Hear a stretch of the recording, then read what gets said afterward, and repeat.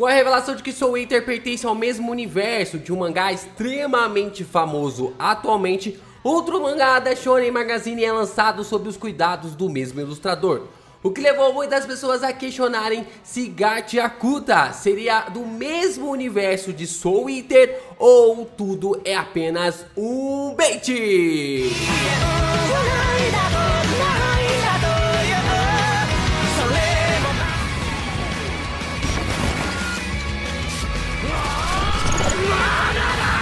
Ô Geeks, aqui é o LP e vocês estão no canal do Geek Brasil. Fiquem ligados porque esse vídeo contém pequenos spoilers de Soul Eater, Fire Force e também Gachiakuta. Sim, pessoal, eu nem sei se eu tô falando o nome do mangá certo, mas é a forma como eu aprendi, né? No japonês você fala o chi, né? Ichigo, né? O shi, ele tem um chiado ali na qual você meio que faz uma prega ali na língua, né, do chi.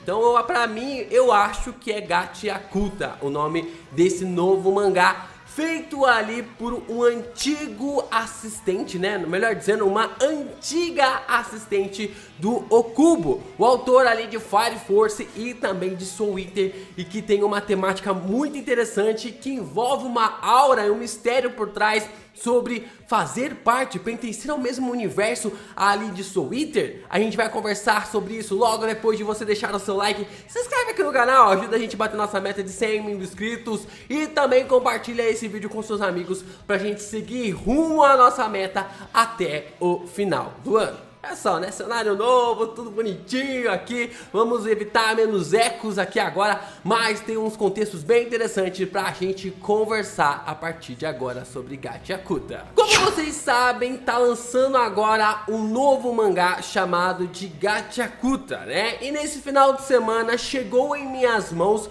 pra eu estar lendo. Eu não vou lembrar do seu nome. Me desculpa, pessoa que recomendou esse mangá aí nos comentários, mas a gente vai conversar um pouquinho sobre a trama e depois a gente vai discutir se essa obra pertence ao mesmo universo de Soul Eater e Fire Force também. E que a gente consegue ver a história sendo encaminhada pelos olhos de Rudo, né? Ali o nosso protagonista sendo chamado de Rudo, na qual vive numa sociedade completamente podre. Digamos assim, que eu acho que dá pra definir muito bem como podre a palavra, porque é a característica principal ali do que a gente vai falar sobre esse mangá. A sociedade que Rudo vive é separado entre a elite e uma comunidade. Basicamente ali, né, como uma referência entre pessoas extremamente ricas de um lado, né, separados por um muro de pessoas extremamente pobres, né? E a gente observa que essas pessoas mais pobres ou extremamente pobres vivem ali dos restos das pessoas ricas, das pessoas extremamente ricas. E é claro que o nosso protagonista estaria classificado, Rudo estaria colocado ali como uma figura extremamente pobre ali para ser apresentado no mangá. Rudo, então, ele é um coletor de lixo da elite e busca encontrar lixos na qual ele possa aproveitar, né? Ele não sai pegando ali comida ou coisa do tipo, porque pelo que parece na comunidade que ele mora ainda existem esse tipo de situação.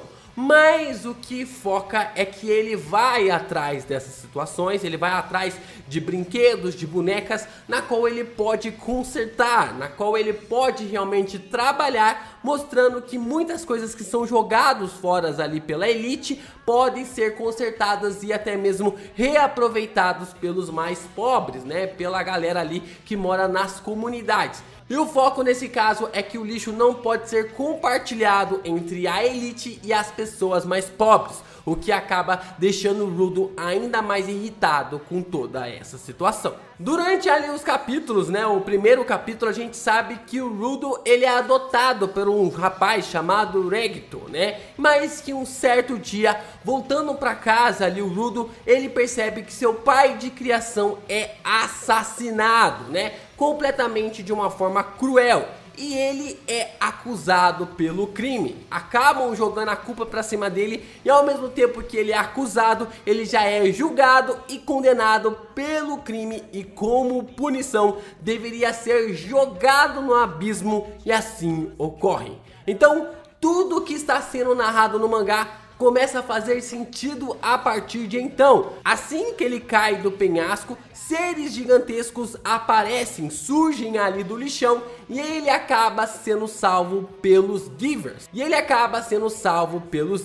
Né? Os Givers são aquelas pessoas que conseguem manifestar seus pensamentos em objetos ou coisas do tipo. No caso, o Rudo descobre que ele também é um Giver e começa a trabalhar ainda mais as suas habilidades e os seus poderes nessa nova aquisição. E então, de pouco em pouco, ele vai descobrindo ainda mais sobre este universo fantástico, repleto de seres inexplicáveis e de pessoas muito, mas muito ruins. E se você jogou Horizon Zero Dawn, vai perceber que os monstros são extremamente parecidos com os animais robóticos do jogo, né? A gente percebe que em alguns momentos você pode até observar alguns alces, né? Alguns bois, animais ali mais, digamos assim, mais dóceis, né? Mas com uma figura mais robótica. Outros animais, eles são mais agressivos, né? Da mesma forma como o jogo Horizon Zero Dawn apresenta para nós,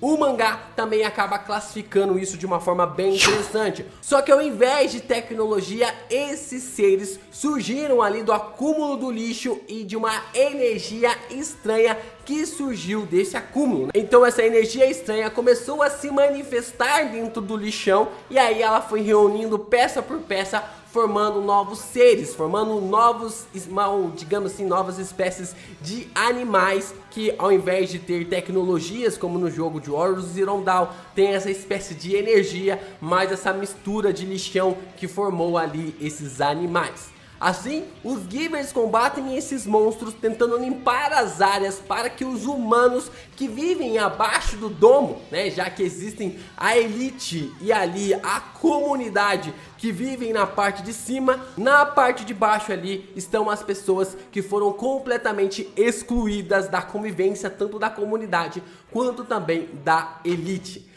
Mas é claro que em um mundo apocalíptico como esse, nenhum robô, monstro ou animal são os verdadeiros inimigos. Todavia, é claro que são os humanos. E agora Rudo e seus amigos tentam descobrir o que ocorreu com essas pessoas e por que dele estar sendo caçado. Por que o Rudo está sendo caçado perante ali essas novas descobertas que a gente vai observar durante o mangá.